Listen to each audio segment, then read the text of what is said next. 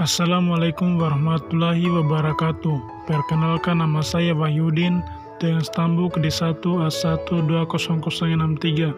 Kali ini saya akan membahas tentang bagaimana Pancasila menjadi sistem etika.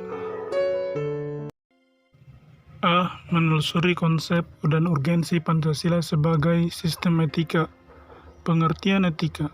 Istilah etika berasal dari bahasa Yunani, ethos, yang artinya tempat tinggal yang biasa, padang rumput, kandang, kebiasaan, adat, watak, perasaan, sikap, dan cara berpikir.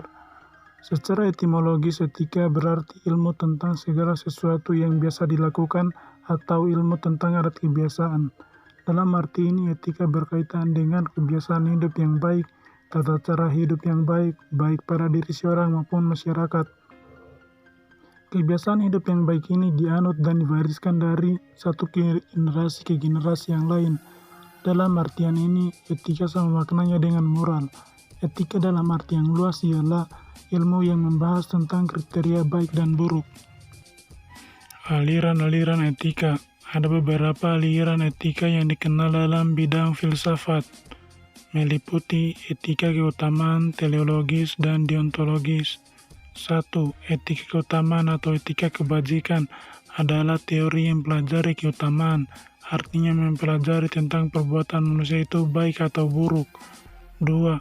Teleologis adalah teori yang menyatakan bahwa hasil dari tindakan moral menentukan nilai tindakan atau kebenaran tindakan dan dilawan dengan kewajiban. 3. Deontologis adalah teori etis yang bersangkutan dengan kewajiban moral sebagai hal yang benar dan bukannya membicarakan tujuan atau akibat.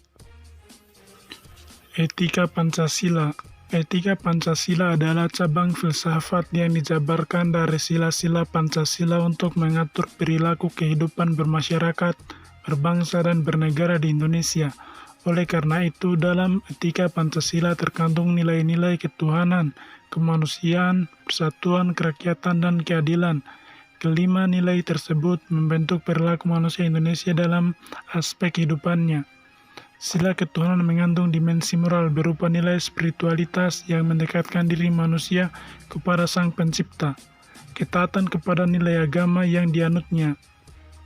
Sila kemanusiaan yang mengandung dimensi humanus, artinya menjadikan manusia lebih manusiawi, yaitu upaya meningkatkan kualitas manusia dalam pergaulan antar sesama. Urgensi Pancasila sebagai sistem etika. Pentingnya Pancasila sebagai sistem etika terkait dengan masalah yang dihadapi bangsa Indonesia sebagai berikut. 1. Banyaknya kasus korupsi yang melanda negara Indonesia sehingga dapat melemahkan sendi-sendi kehidupan berbangsa dan bernegara. 2. Masih terjadinya aksi terorisme yang mengatasnamakan agama sehingga dapat merusak semangat toleransi dalam kehidupan antarumat agama dan meluluhlantakan semangat persatuan atau mengancam disintegrasi bangsa. 3. Kesenjangan antar kelompok masyarakat kaya dan miskin masih menandai kehidupan masyarakat Indonesia. 4. Banyaknya orang kaya yang tidak bersedia membayar pajak dengan benar, seperti kasus penggelapan pajak oleh perusahaan, kasus Panama Papers yang menghindari atau mengurangi pembayaran pajak. B. Menanya alasan diperlukannya Pancasila sebagai sistem etika. Beberapa alasan mengapa Pancasila sebagai sistem etika itu diperlukan dalam penyelenggaraan kehidupan bernegara di Indonesia, meliputi hal-hal sebagai berikut. 1. Dekadensi moral yang melanda kehidupan masyarakat, terutama generasi muda sehingga membahayakan kelangsungan hidup bernegara. Generasi muda yang tidak mendapat pendidikan karakter yang memadai dihadapkan pada pluralitas nilai yang melanda Indonesia sebagai akibat globalisasi sehingga mereka kehilangan arah. Dekadensi moral itu terjadi ketika pengaruh globalisasi tidak sejalan dengan nilai-nilai Pancasila, tetapi justru nilai-nilai dari luar berlaku dominan. 2. Penyelenggara negara tidak dapat membedakan batasan yang boleh dan tidak, pantas dan tidak, baik dan buruk. Pancasila sebagai sistem etika terkait dengan pemahaman atas kriteria baik dan buruk. 3. Kurangnya rasa perlu berkontribusi dalam pembangunan melalui pembayaran pajak. Hal tersebut terlihat dari kepatuhan pajak yang masih rendah Padahal peranan pajak dari tahun ke tahun semakin meningkat dalam membiayai APBN. Pancasila sebagai sistem etika akan dapat mengarahkan wajib pajak untuk secara sadar memenuhi kewajiban berpajakan dengan baik. Dengan kesadaran pajak yang tinggi, maka program pembangunan yang bertuang dalam APBN akan dapat dijalankan dengan sumber penerimaan dari sektor perpajakan. 4. Pelanggaran hak asasi manusia. Dalam kehidupan bernegara di Indonesia ditandai dengan melemahnya penghargaan seseorang terhadap hak pihak lain. Kasus-kasus pelanggaran HAM yang dilaporkan di berbagai media, seperti penganiayaan terhadap pembantu rumah tangga, lantaran anak-anak yatim oleh pihak-pihak yang seharusnya melindungi, kekerasan dalam rumah tangga, dan lain-lain. 5. Kerusakan lingkungan yang berdampak terhadap berbagai aspek kehidupan manusia, seperti kesehatan, kelancaran penerbangan, nasib generasi yang akan datang, global warming, perubahan cuaca, dan lain sebagainya. Kasus-kasus tersebut menunjukkan bahwa kesadaran terhadap nilai-nilai Pancasila sebagai sistem etika belum mendapat tempat yang tepat di hati masyarakat. Masyarakat Indonesia dewasa ini cenderung memutuskan tindakan berdasarkan sikap emosional, mau menang sendiri, keuntungan sesaat tanpa memikirkan dampak yang ditimbulkan dari perbuatannya. C. Menggali sumber historis, sosiologis, politis tentang Pancasila sebagai sistem etika. 1. Sumber historis pada zaman Orde Lama. Pancasila sebagai sistem etika masih berbentuk sebagai filosofis Greenslack, artinya nilai-nilai Pancasila belum ditegaskan ke dalam sistem etika, tetapi nilai-nilai moral telah terdapat pandangan hidup masyarakat. Masyarakat dalam masa Orde Lama telah mengenal nilai-nilai kemandirian bangsa yang oleh Presiden Soekarno disebut dengan istilah berdikari. 2. Sumber sosiologis. Sumber sosiologis Pancasila sebagai sistem etika dapat ditemukan dalam kehidupan masyarakat berbagai etnik di Indonesia.